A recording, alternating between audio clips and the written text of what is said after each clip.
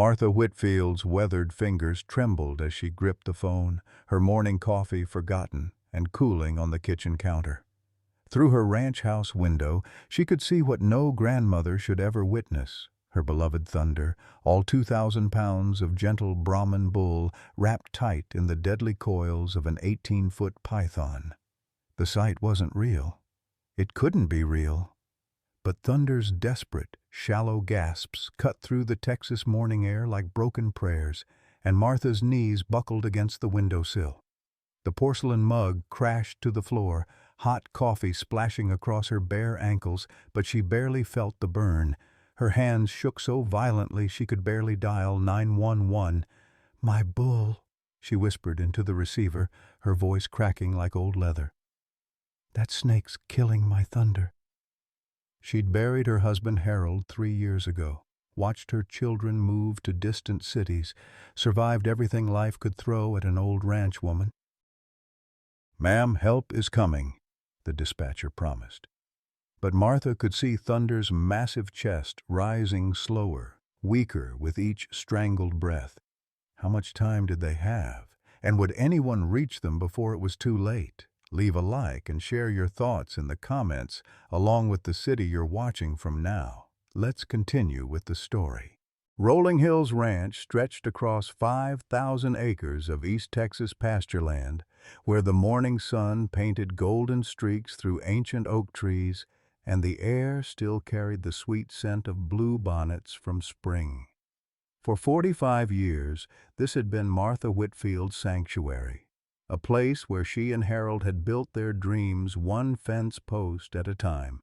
Now, at 72, with arthritis in her knees and loneliness in her heart, the ranch felt too big, too quiet, too full of memories that whispered in empty rooms. Martha had always been tougher than 10-penny nails, as Harold used to say. She'd taught 3rd grade for 20 years before they bought the ranch, handling unruly children with the same firm kindness she used on stubborn cattle. Her silver hair was always pulled back in a practical bun, her hands calloused from decades of ranch work, and her blue eyes still sharp enough to spot trouble from a mile away. But lately those eyes had been clouded with worry about things she couldn't control. Medical bills that kept coming, a mortgage payment she'd missed last month, and the growing certainty that she'd have to sell the only home she'd ever truly loved. Thunder had been her saving grace through it all. The massive Brahman bull, with his distinctive silver-gray coat and gentle brown eyes, wasn't just livestock to Martha, he was family.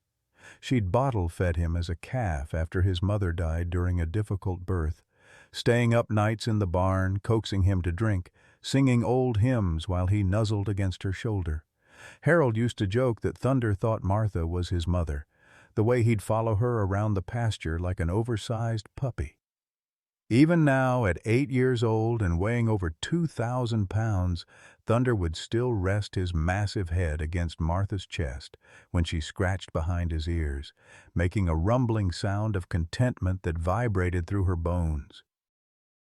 What Martha never told anyone, not even Harold before he passed, was that Thunder had saved her husband's life 6 years ago. Harold had been bush-hogging the back 40 when his tractor hit a hidden washout and rolled, pinning him underneath. Thunder had found him there, somehow understanding the gravity of the situation, and had stayed with Harold for 3 hours, using his massive body to shield the injured man from the blazing Texas sun. When Martha finally found them, Thunder had been gently licking Harold's face, keeping him conscious and calm until the paramedics arrived. That bull had more sense than most people Martha knew, and certainly more loyalty than her own children, who called twice a year and sent Christmas cards with generic signatures. Her son lived in Seattle now, busy with his tech company and his new wife, who thought Texas was too rural. Her daughter had moved to Boston for medical school and never left, too important with her cardiology practice to visit more than once every few years.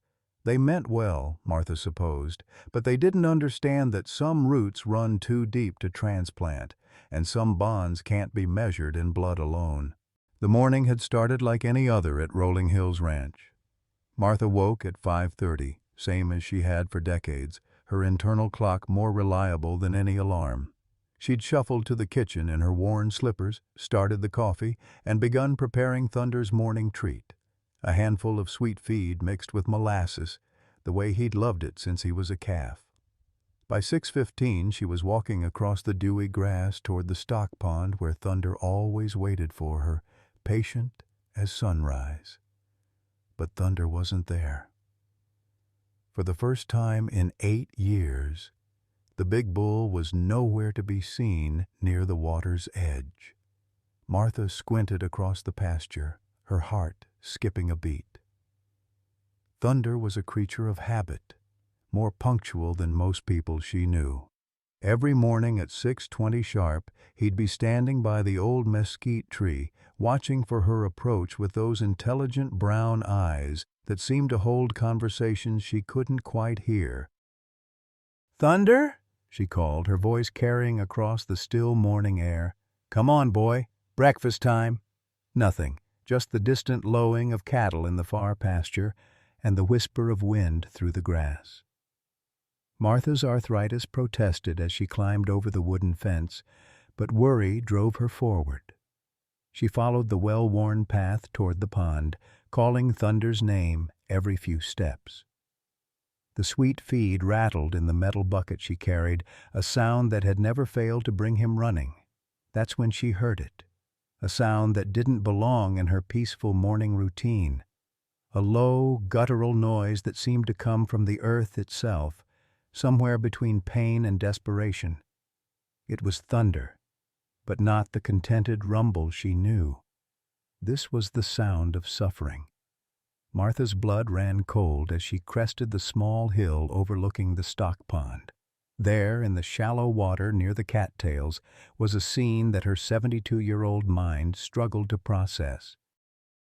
Thunder lay on his side, his massive frame partially submerged, and wrapped around him like some nightmare made real was the largest snake Martha had ever seen. The python's diamond-patterned scales gleamed wet in the morning light, its muscular coils thick as fence posts, tightening with methodical precision around Thunder's body. "Sweet Jesus," Martha whispered, the bucket falling from her numb fingers to clatter against the stones. "No, not my boy." Thunder's head was still above water, his nostrils flaring as he fought for each breath. His eyes, wide with terror and confusion, found Martha's face across the distance. In that gaze, she saw everything: his trust in her, his fear, his desperate plea for help. This was the same bull who had once carried Harold to safety, who had protected their ranch from coyotes and wild dogs, who had never hurt a living soul in his 8 years of life. The python was enormous, easily 18 feet long and thick as Martha's waist at its center. "How did you explain something like this?" "There's a giant snake attacking my bull. At Rolling Hills Ranch on County Road 247, it's killing him." "Ma'am, did you say a snake?" "A python. 18 feet if it's an inch. It's got my bull wrapped up in the pond and he's dying. You need to send someone now." As Martha gave the dispatcher her location, she watched Thunder's struggles grow weaker. His breathing was becoming more labored, the intervals between each breath growing longer. The python showed no mercy, no emotion, just the cold efficiency of a predator that had found its prey. "Help is on the way, ma'am. Stay back from the animal and don't try to intervene." But as Martha ended the call, she knew that help might not arrive in time. Thunder's eyes were starting to glaze, and the python's coils were tightening with each passing minute. The Texas Rangers Wildlife Unit received Martha's emergency call at 6:52 a.m., just as the 3-person team was finishing their morning briefing at the district office. Jake Patterson, the unit's lead ranger, was reviewing reports of increased python sightings in East Texas when the radio crackled to life with the dispatcher's urgent voice. "Unit 7, we have a code red animal attack at Rolling Hills Ranch, County Road 247. Large constrictor attacking livestock. Elderly female caller sounds distressed." Jake's coffee cup froze halfway to his lips. Rolling Hills Ranch. The name hit him like a physical blow, dragging up memories he'd spent 26 years trying to bury. That was the ranch where his father had died, where 12-year-old Jake had watched paramedics load Tom Patterson's broken body into an ambulance after a tractor accident that still haunted his dreams.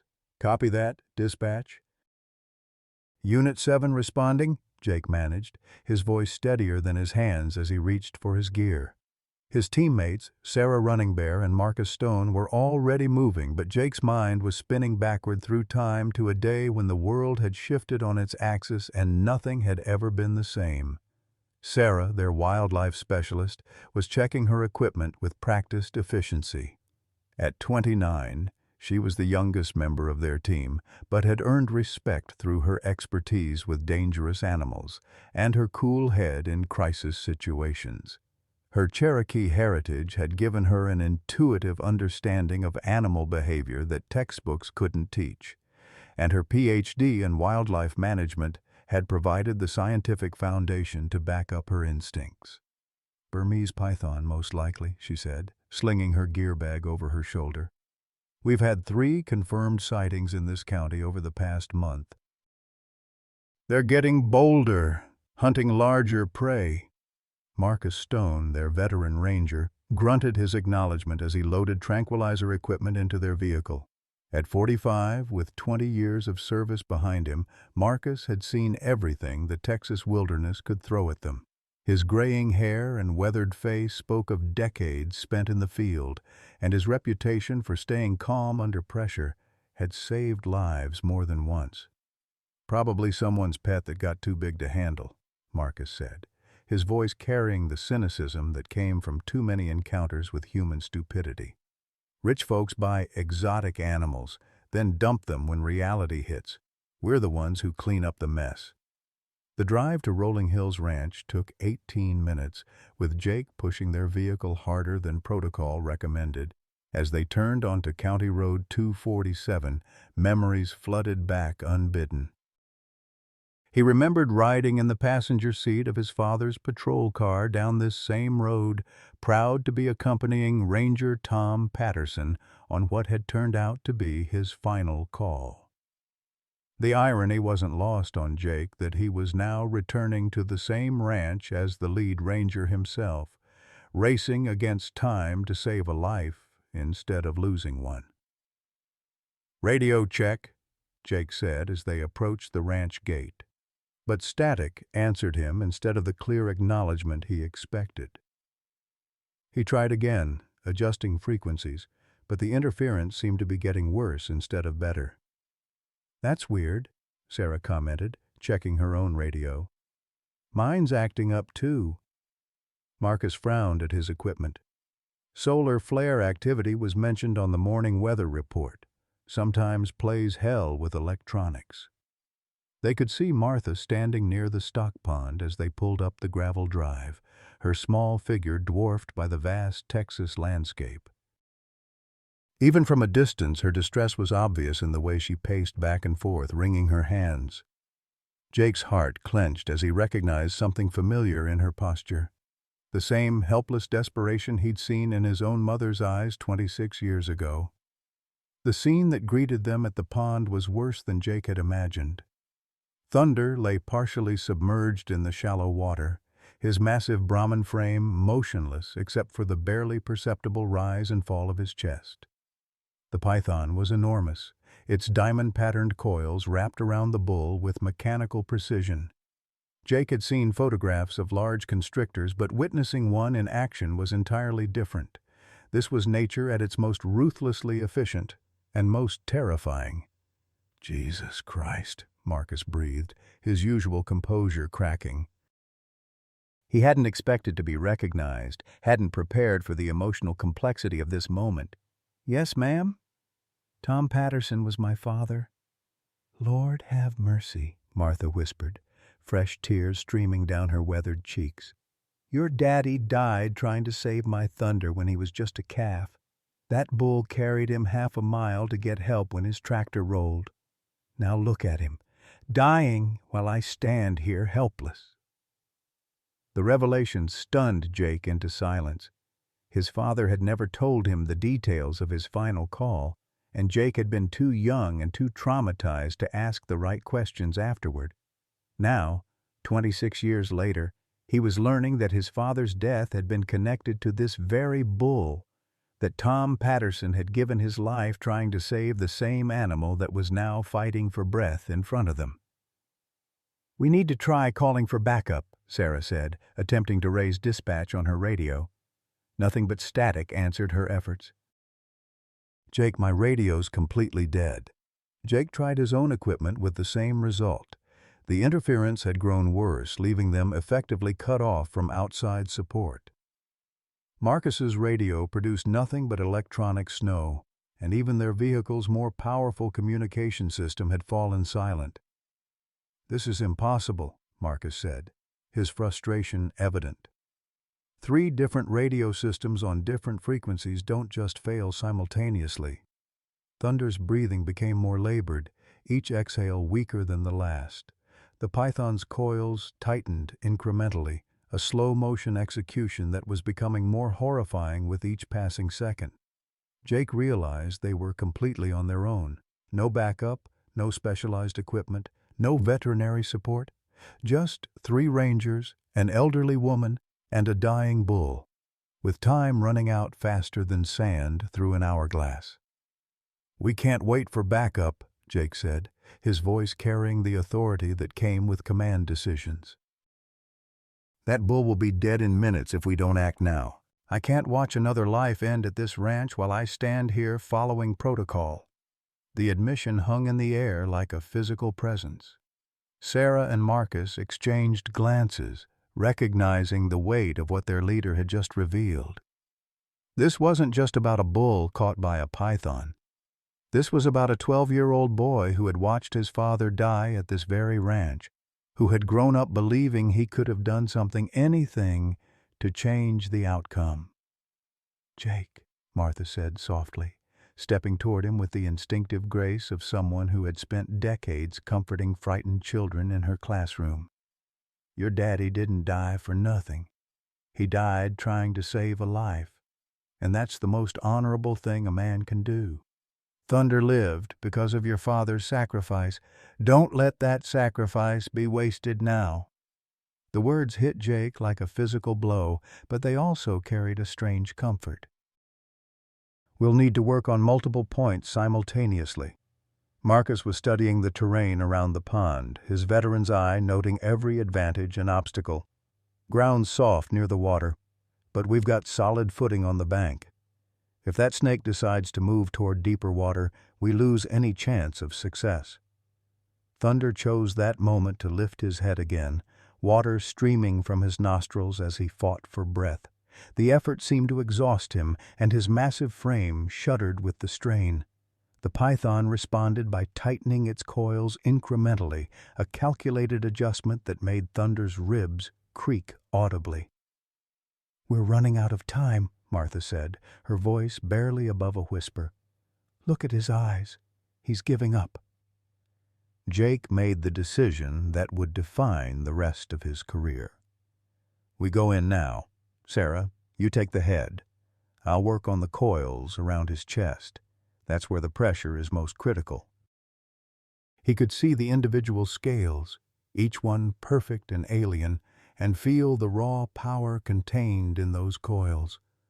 The smell of pond water mixed with something else, something wild and predatory that spoke to ancient fears buried deep in human DNA. "Easy, boy," Jake whispered to Thunder, placing a gentle hand on the bull's massive head. "We're here now. Just hold on." Thunder's eye rolled toward Jake, and in that gaze was recognition that went beyond the immediate moment. This bull remembered another Patterson, remembered being saved by Jake's father all those years ago. The connection between past and present seemed to give Thunder new strength, and his breathing steadied slightly. Marcus positioned himself at the python's tail, grabbing the thick end with both hands. "This thing weighs at least 200 pounds, he grunted. "Maybe more." Sarah had achieved her position near the python's head, her hook positioned to control the snake's movement. It was like trying to move a steel cable powered by a hydraulic press, seemingly impossible, but not quite. Marcus threw his full body weight into pulling the tail section, using the leverage of his position on solid ground to create tension in the python's body. The snake's response was immediate and terrifying, a writhing explosion of muscle and scale that turned the shallow pond into a maelstrom of splashing water and desperate movement. Thunder's eyes went wide as the python's grip shifted, pressure moving from his chest to his neck. For a horrifying moment, Jake thought they had made things worse, that their intervention would be the final push that killed the gentle bull. But then Thunder did something that caught everyone by surprise. He helped. With a massive effort that seemed to draw on reserves of strength nobody knew he possessed, Thunder rolled slightly to his right, giving the Rangers better access to the python's coils. It was a calculated move, an act of cooperation that spoke to the bull's intelligence and his trust in the humans trying to save him. "He's helping us!" Martha cried from the bank, her voice filled with wonder and hope. "That's my boy, always thinking, even now." The shift in position gave Jake the leverage he needed. Working his hands under the coil around Thunder's chest, he began to pull with every ounce of strength in his body. The python's muscle resisted, but Jake felt it give slightly, not much, but enough to allow Thunder to draw a deeper breath. Sarah was struggling with the python's head, which had grown increasingly agitated as its grip on its prey weakened. The snake's mouth gaped open, revealing curved fangs designed for gripping rather than injecting venom. While not venomous, a bite from a python this size could still cause serious injury, and Sarah was operating at the very edge of her reach with the control hook. "It's loosening," Marcus shouted over the chaos. "Keep pulling." The coordination required was exhausting. Each ranger had to maintain pressure while adapting to the python's movements, working together like pieces of a complex machine. Jake's arms burned with the effort of fighting the snake's incredible strength, but he could feel progress, gradual, incremental, but real. Thunder was breathing more easily now, each breath deeper and more regular than the last. Color was returning to his eyes, and Jake could see the spark of intelligence that Martha had described. This was no ordinary bull, but a creature with depth and personality, worthy of the sacrifice being made to save him. The python made one final, desperate attempt to tighten its grip, every coil contracting simultaneously in a coordinated effort to crush its prey. For a terrifying moment, Thunder's breathing stopped completely, and Jake thought they had lost him. Thunder stood in the shallow water, sides heaving but breathing steadily, his intelligent eyes moving from ranger to ranger in what could only be described as gratitude. Water streamed from his gray coat, and there were red marks where the python's coils had pressed against his hide, but he was alive. Martha waded into the pond without regard for her shoes or the cold water, her arms reaching up to embrace Thunder's massive neck. The bull lowered his head gently, allowing the elderly woman to press her face against his wet coat, both of them trembling with relief and exhaustion. "Thank you," she whispered, looking at each of the rangers in turn. "Thank you for giving me my boy back." Jake stood in the pond, water dripping from his clothes, feeling a weight lift from his shoulders that he had carried for 26 years. This ranch had taken his father's life, but today it had given him something back. The knowledge that some things were worth the risk, that protocol mattered less than heart, and that his father's sacrifice had meaning that extended far beyond that tragic day so long ago. "Let's get him checked out," Sarah said, her scientific training kicking in even as she wiped pond water from her face. "Constriction injuries can be internal. We need to make sure nothing's broken." Jake began a careful examination of Thunder's massive frame, running his hands along the bull's ribs where the python's coils had pressed deepest. Thunder stood patiently, occasionally turning his great head to watch Jake's movements with what seemed like understanding. The trust in those brown eyes was humbling. This animal knew they had saved his life, and his gratitude was as clear as spoken words. "Ribs feel solid," Jake reported, pressing gently along Thunder's side. "No obvious breaks or displacement. His breathing is strong and regular." He paused at a small heart-shaped scar on Thunder's shoulder, his finger tracing the familiar outline. A vehicle was approaching fast, and Jake's stomach dropped as he realized what this might mean. "Back up," Marcus said grimly. "Someone must have gotten through on the radio." Jake's moment of triumph evaporated as reality set in. They had violated direct protocol, acted without authorization, and risked not only their own lives but their careers. The approaching vehicle likely carried their supervisor, District Commander Robert Hayes, who was known for his rigid adherence to rules and regulations. Jake had just handed Hayes everything he needed to end Jake's career and possibly criminal charges for reckless endangerment.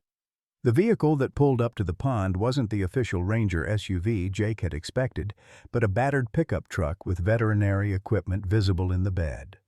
A woman in her 60s climbed out, moving with the purposeful stride of someone accustomed to emergency calls. She wore faded jeans, mud-stained boots, and carried herself with the no-nonsense bearing of a country veterinarian. "Dr. Elizabeth Hawthorne," she introduced herself, though her attention was already focused on Thunder. "Large animal vet from Tyler. Got a call about a bull in distress."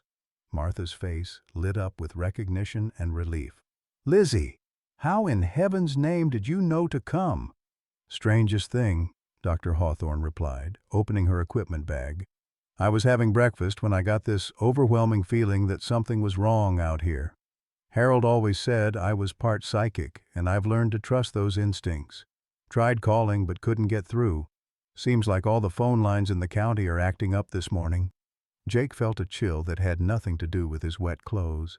"Doctor Hawthorne, how exactly did you know to come to Rolling Hills Ranch specifically?" Elizabeth paused in her examination of Thunder, her hands still gentle on the bull's neck. "Truth is, I've been having dreams about this place for weeks. Dreams about Harold, about Martha being in trouble. I know that sounds crazy, but in my line of work, you learn that animals communicate in ways we don't fully understand. Sometimes that communication extends beyond the animals themselves." Sarah and Marcus exchanged glances, both clearly unsettled by the veterinarian's words. Jake felt the hair on the back of his neck stand up, but he pushed aside the uncomfortable questions her statement raised. Right now, Thunder needed medical attention, and the how and why of Dr. Hawthorne's arrival mattered less than her presence. "Can you tell us about those communication problems?" Sarah asked, her scientific curiosity overriding her discomfort. "All our radios went dead at exactly the same time. We've never seen anything like it. Solar flare activity peaked around dawn," Dr. Hawthorne explained while checking Thunder's pulse. "Creates all kinds of electromagnetic interference. But there's something else. Animals have been acting strange all week. Horses spooked, cattle restless, dogs howling at nothing. Sometimes I think they know things we don't." Thunder stood perfectly still during the examination, occasionally rumbling with contentment when Dr. Hawthorne found a particularly sensitive spot. His trust in the humans surrounding him was absolute, and Jake found himself moved by the bull's gentle nature. This wasn't just livestock. This was a creature with personality, intelligence, and emotional depth. "Physically, he's in remarkable condition considering what he's been through," Dr. Hawthorne announced after a thorough examination. "Some soft tissue damage from the constriction, bruising that will take a few days to heal, but no broken bones or internal injuries. This bull has the constitution of a locomotive." "He's always been tough," Martha said proudly, scratching behind Thunder's ears. "Remember when he was just a yearling and that pack of feral dogs got into the pasture? Thunder stood his ground, protected the whole herd, got torn up pretty bad, but he never backed down. Dr. Hawthorne was packing her equipment when she paused, looking directly at Jake with an expression of recognition. "You're Tom Patterson's boy, aren't you?" "Yes, ma'am." "Your father was a good man. He and Harold were close friends, used to hunt together every fall. Tom died trying to save a young bull from a tractor accident, didn't he?" Jake nodded, not trusting his voice to remain steady. "This bull," Dr. Hawthorne said, gesturing toward Thunder, "this is the same one, isn't it? The one your father died saving?" The question hung in the air like a physical presence. Jake had suspected the connection, but hearing it stated so plainly brought the full circle of events into sharp focus. His father had died saving Thunder's life 26 years ago, and now Jake had risked his career to save Thunder again. The symmetry was almost too perfect to be coincidence. "Harold told me the whole story before he passed," Dr. Hawthorne continued. "How Tom Patterson crawled under that rolled tractor to free a trapped calf, even though he knew the hydraulics were failing. How he stayed there holding up 2 tons of machinery with his own body until help arrived, but died from his injuries 3 days later. That calf grew up to be this bull." Thunder seemed to understand that he was the subject of conversation. He turned his massive head toward Jake, those intelligent brown eyes holding depths of memory and recognition. In that gaze, Jake saw not just gratitude for the recent rescue, but something deeper, a connection that transcended the immediate moment. "Thunder remembers," Martha said softly. "Animals don't forget kindness, especially not kindness that cost someone their life. Your daddy gave everything to save him, and Thunder's never forgotten that debt." The radio on Jake's belt suddenly crackled to life, making everyone jump. The static cleared and District Commander Hayes' voice came through loud and clear. "Unit 7, report your status. We've been trying to reach you for over an hour." Jake keyed his radio with hands that were steadier than he had any right to expect. "Unit 7 to command. Emergency situation resolved. Python successfully removed from livestock. No human injuries reported." "Copy that, Unit 7. Stand by for further instructions. We're en route to your location." The brief exchange brought reality crashing back. In less than an hour, Jake would have to face his supervisor and explain why he had violated protocol, why he had risked 3 careers to save a bull, and why he had made decisions that could have resulted in human casualties. The euphoria of success was rapidly being replaced by the cold certainty that consequences were coming. But as Jake looked at Thunder, standing strong and breathing freely in the morning sunlight, he found he didn't regret his choices. Some things were worth the risk. Some lives were worth saving regardless of the cost. His father had understood that truth 26 years ago, and today Jake had learned it for himself. Thunder walked slowly toward Jake, his massive hooves squelching in the muddy bank. When he reached the ranger, the great bull gently lowered his head until his forehead touched Jake's chest. The gesture was unmistakably one of gratitude and recognition, an acknowledgement that debts had been paid and honor had been served. The moment of triumph shattered like glass hitting concrete when Thunder suddenly staggered, his massive legs buckling beneath him. The great bull crashed to his knees in the shallow water, a sound like thunder itself, rolling across the quiet morning.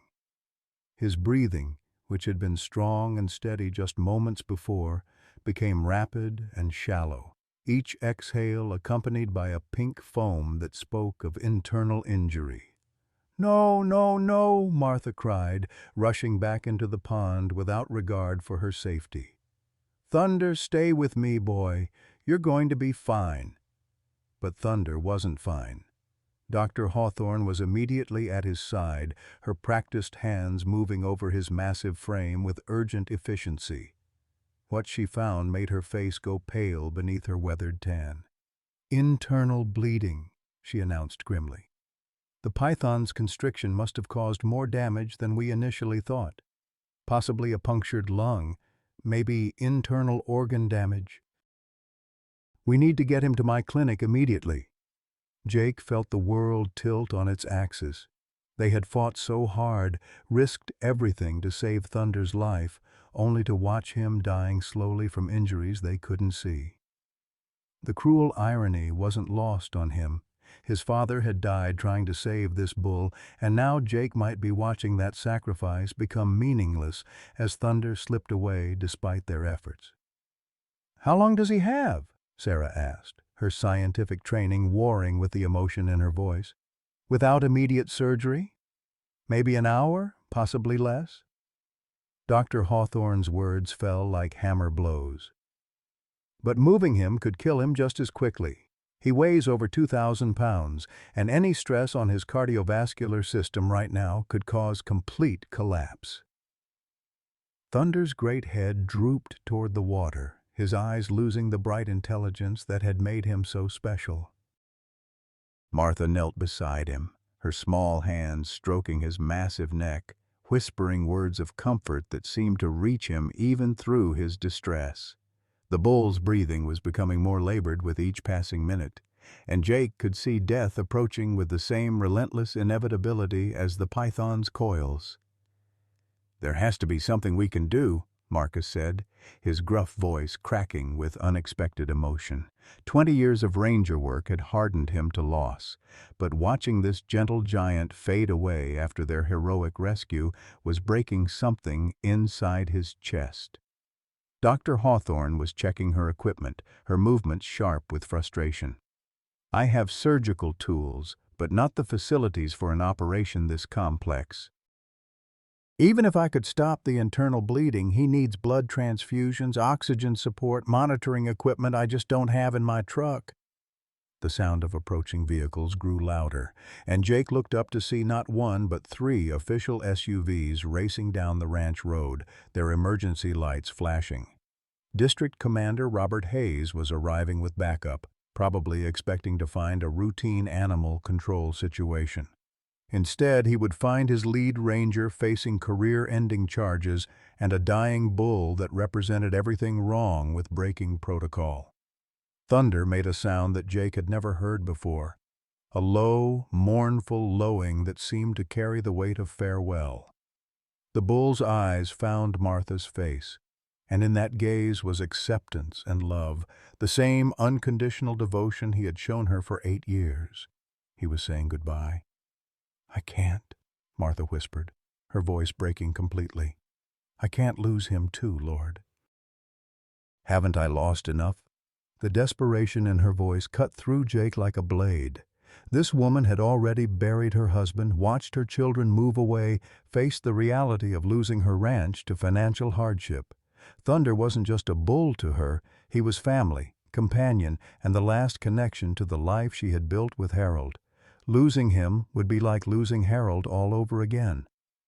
"Ma'am," Dr. Hawthorne said gently, kneeling beside Martha in the muddy water, "sometimes the kindest thing we can do for an animal we love is to let them go peacefully. I have something in my bag that would make it easy for him. No pain, no struggle." The words hung in the air like a death sentence. Jake felt his chest constrict with a pain that had nothing to do with physical injury. After everything they had been through, after breaking every rule to save Thunder's life, they were being asked to end it themselves. The irony was crushing. They had succeeded in their rescue only to be faced with an even more heartbreaking decision. "No," Martha said firmly, her voice gaining strength from somewhere deep inside. "No, I won't give up on him. Harold always said Thunder was too stubborn to die easy, and I'm too stubborn to let him." Thunder's breathing hitched, and for a terrifying moment Jake thought they had lost him. But the bull's chest continued to rise and fall, each breath a small victory against the gathering darkness. His eyes remained fixed on Martha's face, drawing strength from her presence even as his body failed him. The official vehicles pulled up to the pond in a cloud of dust and gravel. District Commander Hayes stepped out of the lead SUV, his face already set in the stern expression Jake knew meant serious trouble. Behind him came two other supervisors and what looked like a full investigation team. Enough firepower to end not just Jake's career but potentially to bring criminal charges for reckless endangerment. "Patterson!" Hayes barked across the distance. "What the hell is going on here? We've been trying to reach you for over an hour, and now I find you conducting unauthorized animal rescue operations?" Jake looked down at Thunder, whose labored breathing was growing weaker by the minute, then at Martha, whose faith in him was absolute, despite the circumstances. He thought about his father, who had made the ultimate sacrifice at this same ranch 26 years ago, and about the choices that defined a person's character when everything was on the line. "Sir?" Jake called back, his voice carrying across the water with surprising steadiness. "We have a medical emergency here." "The animal rescue was successful, but we're dealing with complications." Hayes was already striding toward the pond, his expression growing darker with each step. "You were ordered to wait for backup, Ranger Patterson. You violated direct orders and put your team at risk for what? A bull?" The dismissive tone in Hayes's voice when he said, "a bull," made Jake's temper flare. This wasn't just any animal. This was Thunder, who had carried Jake's dying father to safety, who had been Martha's faithful companion through years of loneliness, who had shown more courage and loyalty than many humans Jake had known. "Yes, sir," Jake replied, meeting his commander's angry gaze without flinching. "For this bull. And I'd do it again." The words sealed his fate, and Jake knew it. He had just confessed to willful insubordination in front of witnesses, guaranteed himself a disciplinary hearing that would end his career. But looking at Thunder's trusting eyes and Martha's grateful face, he found he didn't care about the consequences. Thunder's breathing suddenly became more erratic, his massive frame shuddering with the effort of staying alive. Pink foam flecked his muzzle, and his eyes began to lose focus. Time was running out faster than anyone had anticipated, and Jake realized with growing horror that they were about to watch Thunder die while his supervisor lectured him about protocol violations. "He's fading fast," Dr. Hawthorne announced, her voice tight with professional concern. "If we're going to do anything, it has to be now." Martha pressed her face against Thunder's neck, her tears mixing with the pond water that still dripped from his coat. "Fight, baby," she whispered. "Just a little longer. Please don't leave me." Thunder's eye rolled toward her voice, and Jake saw something that made his breath catch. The bull was still fighting, still trying to stay alive for the woman who loved him. Even with death approaching, Thunder's loyalty was absolute. He wouldn't give up as long as Martha needed him. Jake made a decision that would haunt him for the rest of his life, regardless of how it turned out. He looked at his commander, at his career, at everything he had worked for over the past 14 years, and chose love over protocol one final time. "Dr. Hawthorne," he said quietly, "do whatever you have to do. I'll take full responsibility for the consequences." Hayes opened his mouth to object, but Jake cut him off with a look that brooked no argument. "This bull saved my father's life 26 years ago, Commander. Today, I'm returning the favor." Dr. Hawthorne moved with the swift precision of someone who had spent decades making life-or-death decisions in impossible circumstances. Her hands flew over her veterinary equipment, assembling what looked like a makeshift surgical kit while Thunder's breathing grew increasingly shallow. The pink foam at his muzzle was getting worse, confirming her worst fears about internal bleeding. "I need someone to hold his head steady," she commanded, her voice cutting through the tension like a scalpel. "Martha, keep talking to him. Your voice is the only thing keeping him conscious right now."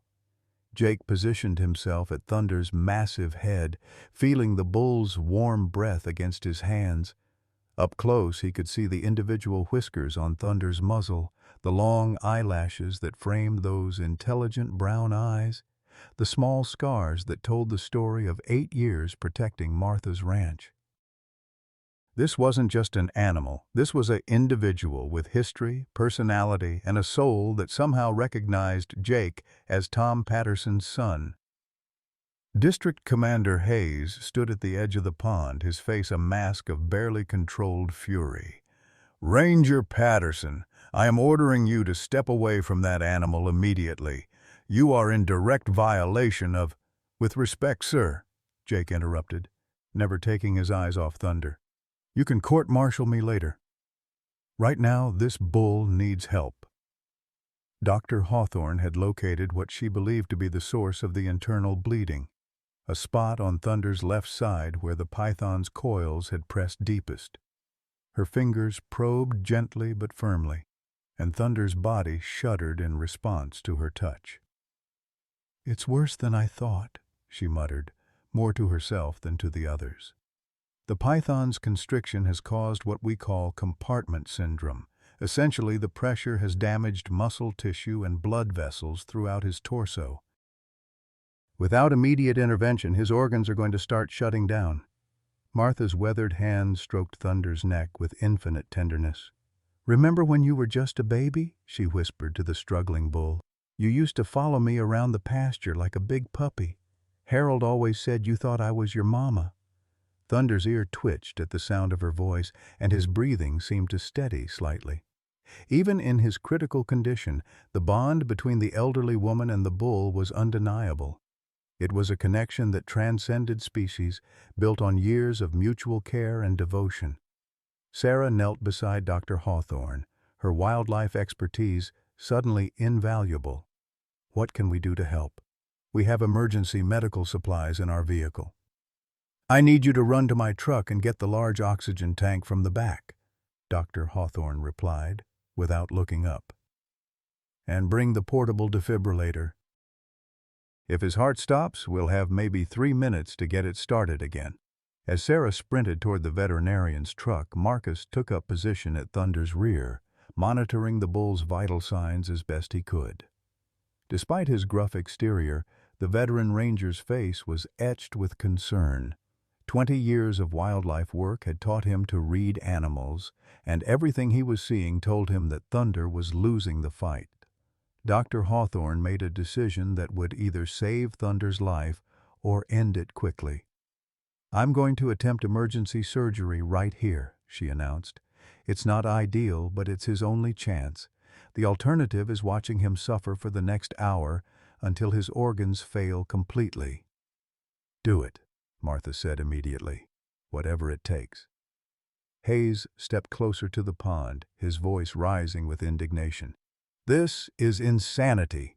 You're performing unauthorized surgery on livestock using unsterilized equipment in a pond. The liability alone—" "Commander," Jake said quietly, his voice carrying a note of finality that made Hayes pause. "My father died at this ranch 26 years ago trying to save this bull's life. Tom Patterson gave everything he had because he believed some things are worth the risk. Today, I'm making the same choice he did." The words seemed to echo across the water, carrying weight that went beyond their literal meaning. Hayes opened his mouth to respond, then closed it again, perhaps recognizing that he was witnessing something larger than a simple protocol violation. Dr. Hawthorne had located a surgical kit in her equipment bag and was preparing to make an incision when Thunder suddenly lifted his head. His eyes, which had been glazing with approaching death, suddenly focused with startling clarity. He looked directly at Jake, then at Martha, then at the other humans gathered around him. "He knows," Martha whispered, tears streaming down her cheeks. "He knows we're trying to help him." Thunder's great head settled back down, but his eyes remained alert and trusting. It was as if the bull had made a conscious decision to cooperate with his own rescue, to fight alongside the humans who were risking everything to save him. The surgery that followed was unlike anything Jake had ever witnessed. Dr. Hawthorne worked with steady hands despite the primitive conditions, making careful incisions while Sarah provided oxygen support and Marcus monitored Thunder's pulse. The bull remained remarkably still throughout the procedure, as if understanding that movement could mean death. "There," Dr. Hawthorne said after what felt like hours but was probably only 20 minutes. "I've located the primary source of bleeding and managed to repair the damaged blood vessel. But he's lost a lot of blood, and I don't have the equipment for a transfusion." Thunder's breathing was still labored, but the pink foam had stopped appearing at his muzzle. And his color was better, and his eyes remained focused and aware. The immediate crisis had passed, but he wasn't out of danger yet. It was then that something extraordinary happened. Something that would be talked about in ranching communities across East Texas for years to come. A low, rumbling sound began to rise from the pasture behind them, growing louder and more insistent with each passing second. Jake turned to see Thunder's herd approaching the pond, not just a few curious cattle, but the entire group of 50-plus animals that called Rolling Hills Ranch home. They moved with purpose, led by an old Brahman cow that Jake recognized from his childhood visits to the ranch. She was Thunder's adoptive mother, the animal that had helped raise him after his birth mother died. "What are they doing?" Sarah asked, her voice filled with wonder. Martha was staring at the approaching herd with tears in her eyes. "They're coming to say goodbye," she whispered. "Animals know when one of their own is dying. They've come to be with Thunder." But as the herd drew closer, it became clear that this wasn't a death vigil. The cattle formed a loose circle around the pond, their collective presence creating a sense of protection and strength that seemed to energize Thunder. The old cow approached the water's edge and let out a long, mournful call that Thunder answered with a weak but determined response. Dr. Hawthorne was staring at the scene with professional amazement. "In 30 years of veterinary practice, I've never seen anything like this. It's as if they're lending him their strength." Thunder began to struggle to his feet, his massive frame shaking with the effort. Jake and Marcus immediately moved to support him, their combined strength helping the bull achieve a standing position. Thunder swayed dangerously for a moment, then steadied himself, his head held high despite his obvious weakness. The transformation was remarkable. Surrounded by his herd, supported by the humans who had risked everything to save him, Thunder seemed to draw strength from some deep reservoir of will. His breathing became stronger and more regular, and the alert intelligence returned to his eyes. Hayes watched the entire scene with growing amazement, his official anger gradually giving way to something approaching awe. "In 25 years of law enforcement," he said quietly, "I've never seen anything like this." Dr. Hawthorne began packing her equipment, her movements quick and efficient. "He's not out of the woods yet," she warned. "He'll need careful monitoring for the next 48 hours, antibiotics to prevent infection and complete rest, but his vital signs are stabilizing." Thunder took a tentative step toward the bank, then another. With Jake and Marcus supporting him on either side, he managed to walk out of the pond and onto solid ground. The herd pressed closer, their presence a living wall of support and protection.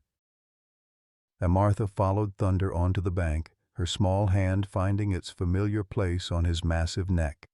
"That's my boy," she whispered, "always fighting, always finding a way." As Thunder stood among his herd, his breathing steady and his eyes bright with renewed life, Jake felt a profound sense of completion. The circle that had begun with his father's death 26 years ago was finally closed. Tom Patterson's sacrifice had meaning. Thunder's life had been saved twice by the Patterson family, and Jake had learned that some things truly were worth any risk. Hayes approached Jake with an expression that was impossible to read. "Ranger Patterson, we need to have a serious discussion about what happened here today." Jake nodded, accepting whatever consequences awaited him. Yes, sir. I understand. But before Hayes could continue, Martha stepped between them, her small frame somehow commanding despite being dwarfed by the two men. 6 weeks later, the morning sun painted Rolling Hills Ranch in shades of gold and amber as Jake Patterson drove down the familiar gravel road for what had become a weekly ritual. Thunder stood in his usual spot by the stock pond, his massive frame silhouetted against the Texas sky, looking every bit as majestic as he had before his encounter with the python. The surgical scar on his side had healed into a thin line that would serve as permanent reminder of the day when protocol gave way to heart. Martha emerged from the ranch house as Jake parked his truck, her weathered face breaking into the smile that had become as familiar to him as his own reflection. At 72, she moved with renewed energy, the weight of despair that had burdened her shoulders for years finally lifted. The ranch mortgage had been caught up through a community fundraising effort that had surprised everyone with its generosity, and her cancer treatment had been successful beyond her doctor's most optimistic projections. "Morning, Jake," she called, carrying 2 steaming cups of coffee across the yard. "Thunder's been watching the road for the past hour. I swear that bull has a better sense of time than most people." Jake accepted the coffee gratefully, inhaling the rich aroma that always reminded him of childhood mornings in his mother's kitchen. "How's he been feeling?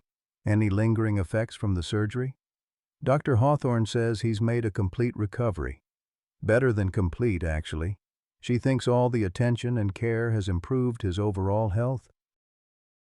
"He's been acting like a calf again, playful and curious about everything." Thunder had indeed spotted Jake's arrival and was making his way toward them with the dignified gait of a bull who knew he was the center of attention. His gray coat gleamed in the morning light, and his eyes held the same gentle intelligence that had first captured Jake's heart all those years ago when he was a grieving 12-year-old boy. The disciplinary hearing that Jake had expected never materialized. District Commander Hayes had submitted a report that described the rescue operation as unconventional but necessary given the emergency circumstances and communication failures. Jake had been officially commended for his quick thinking and leadership under pressure, though Hayes had made it clear in private that future deviations from protocol would not be overlooked so easily. Sarah Running Bear had been promoted to senior wildlife specialist based on her expert handling of the python situation, and her detailed report on invasive species management had been distributed throughout the state ranger system. Marcus Stone had postponed his retirement, claiming that the Thunder rescue had reminded him why he'd become a ranger in the first place. The python itself had been successfully relocated to a wildlife research facility in Houston, where scientists were studying its behavior patterns to better understand how to prevent future incidents. Dr. Hawthorne had testified that the snake showed no signs of aggression toward humans and had simply been following its natural hunting instincts when it targeted Thunder. "I have something to show you," Martha said, leading Jake toward the barn. "Been working on this for weeks. Wanted it to be perfect." Inside the barn, mounted on the wall where everyone could see it, was a beautiful wooden plaque. The craftsmanship was exquisite, clearly the work of someone who understood both woodworking and love. Carved into the rich walnut were the words, "In memory of Ranger Tom Patterson, who gave his life saving others. In honor of Ranger Jake Patterson, who carries on that tradition, and in celebration of Thunder, who reminds us that some bonds transcend species." Jake felt his throat constrict with emotion as he read the inscription. Below the words was a carved image of a bull, a man in a ranger's hat, and a heart-shaped symbol that represented the scar Thunder still carried on his shoulder. "Martha, this is beautiful." "You didn't have to. I wanted to," she interrupted gently. "Your father deserves to be remembered for the hero he was, and you deserve recognition for the man you've become. And Thunder, well, Thunder deserves to have his story told. They walked back outside to find Thunder waiting patiently by the fence, his massive head turned in their direction. When he saw Jake approaching, the bull let out a low rumble of greeting that seemed to carry pure contentment. Jake reached through the fence to scratch behind Thunder's ears, marveling at how such a powerful animal could be so gentle. "I've been thinking about something," Martha said, leaning against the fence post. "About legacy. About what we leave behind when we're gone. Harold and I never had children, but we had this ranch, and we had Thunder. Now Thunder has you, and you have a story that connects 3 generations of caring." A pickup truck approached the ranch house, and Jake recognized Dr. Hawthorne's vehicle. She'd been making regular visits to check on Thunder's progress, though Jake suspected her growing friendship with Martha was as much a motivation as professional duty. "Elizabeth's been a godsend," Martha continued. "Turns out she's Harold's younger sister, something I never knew all these years. She's been helping me understand that family doesn't always come from blood relations. Sometimes it comes from shared experiences, from choosing to care about each other." Dr. Hawthorne joined them at the fence, her medical bag in hand, though her visits had become more social than professional in recent weeks. "How's our patient today?" she asked, though Thunder's robust appearance made the question rhetorical. "Ornery as ever," Martha replied with affection. "This morning I caught him trying to court the neighbor's prize heifer through the fence. I think he's feeling his oats again."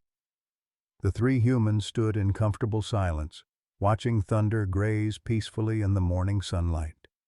The bull's presence seemed to radiate contentment, and Jake found himself thinking about the strange journey that had brought them all together, a journey that began with tragedy 26 years ago and had somehow transformed into something beautiful. "I need to tell you both something," Jake said, his voice carrying a note of important news. "I've been offered a promotion to regional supervisor. It would mean moving to Austin, taking on administrative responsibilities." Martha's face showed concern. "That sounds like a wonderful opportunity, but you don't look happy about it." "I turned it down," Jake admitted. "Told them I wanted to stay in the field, working directly with wildlife and communities like this one. Some things matter more than career advancement." Thunder chose that moment to walk over to them, pressing his massive head against Jake's chest in the gesture that had become their personal greeting. The trust and affection in that simple contact spoke volumes about the bonds that had been forged through crisis and strengthened through time. "Your father would be proud," Martha said simply. "Not just of the choice you made, but of the man you've become." He always believed that the best rangers were those who understood that their job was about more than enforcing regulations. It was about protecting the things that make life worth living. As Jake prepared to leave, making his customary promise to return the following week, Thunder followed him to the fence line.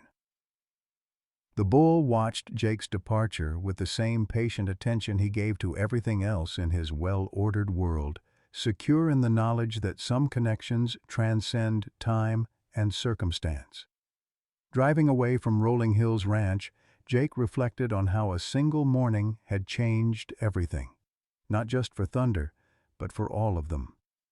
They had discovered that courage comes in many forms, that family can be chosen as well as inherited, and that sometimes the most important victories are the ones that never make the headlines. In his rear-view mirror, he could see Thunder still standing by the fence, a living symbol of resilience, loyalty, and the enduring power of love to overcome any obstacle. Sometimes life gives us second chances wrapped in the most unexpected packages. Jake Patterson learned this truth when he returned to the ranch where his father died, not as a grieving child, but as a man capable of honoring that sacrifice. Thunder, the gentle giant who had been saved by one Patterson and rescued by another, became living proof that love transcends generations and species. At 72, Martha discovered that family isn't always about blood. Sometimes it's about the souls who choose to stay, who show up when it matters most, who remind us that we're never truly alone. The morning thunder nearly died became the day they all truly came alive, finding purpose in protecting what they cherished most. For every senior who has wondered if their best days are behind them, Thunder's story whispers a different truth. Our greatest adventures often begin when we choose love over fear, connection over isolation, and hope over despair. The bonds we forge through shared trials become the legacy we leave behind, not in grand gestures but in simple acts of showing up, speaking up, and never giving up on what matters most. What unexpected thunder in your life has reminded you that it's never too late for new beginnings? Have you ever found family in the most surprising places? Share your story in the comments below. We'd love to hear how you've discovered that the best chapters can be written at any age.